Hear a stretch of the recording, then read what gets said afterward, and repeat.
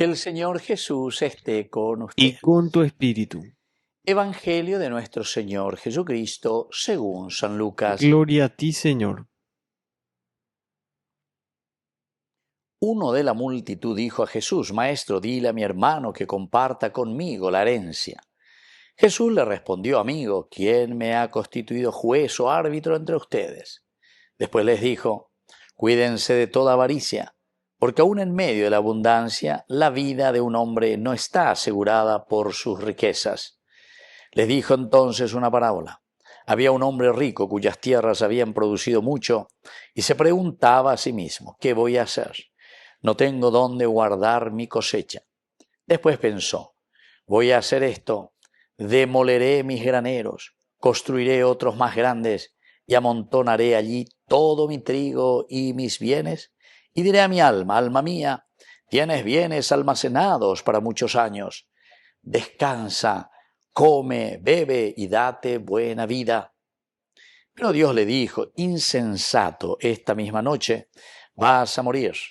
¿Y para quién será lo que has amontonado? Esto es lo que sucede al que acumula riquezas para sí y no es rico a los ojos de Dios.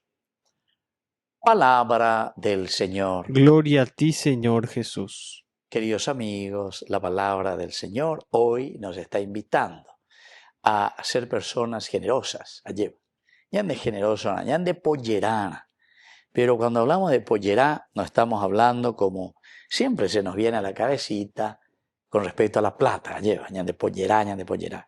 Que también es un signo, ciertamente, el pollerá en el sentido económico.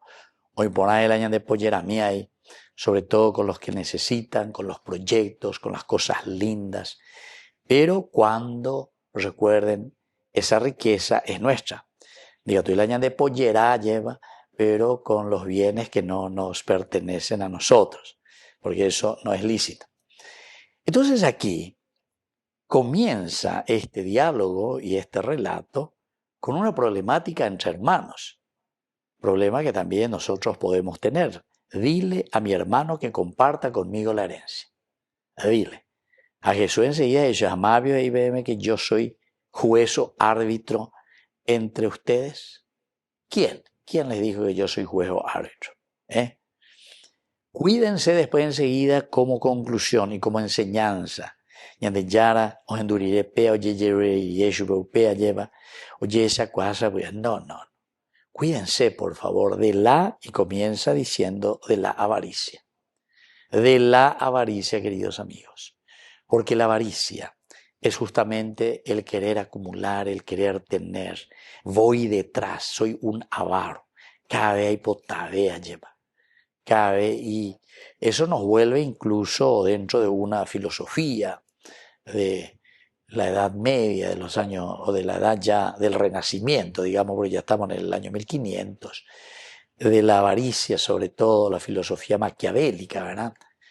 Llena de interés, hay los medios, ayapota de todo, con tal de que yo llegue a mi fin, a mi meta. Upebe sean ese, entonces sean se interesa, hay los medios que voy a utilizar para llegar a ese objetivo.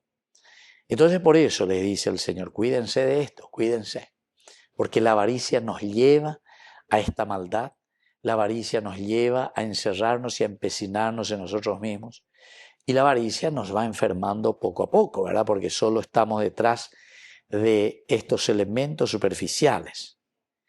La vida, les hace recordar, del hombre no está asegurada por sus riquezas. ¿Por qué querés ser avaro? ¿Por qué querés todo? ¿Por qué querés amontonar todo? Por avaricia. Pero recordad que la vida de un hombre no está asegurada por medio de su riqueza. Vea, doña Pomo, ahí de Jehuía lleva el multimillonario ante Dios. Y católico, ¿dónde era millonario, multimillonario? En cuanto a qué dinero lleva.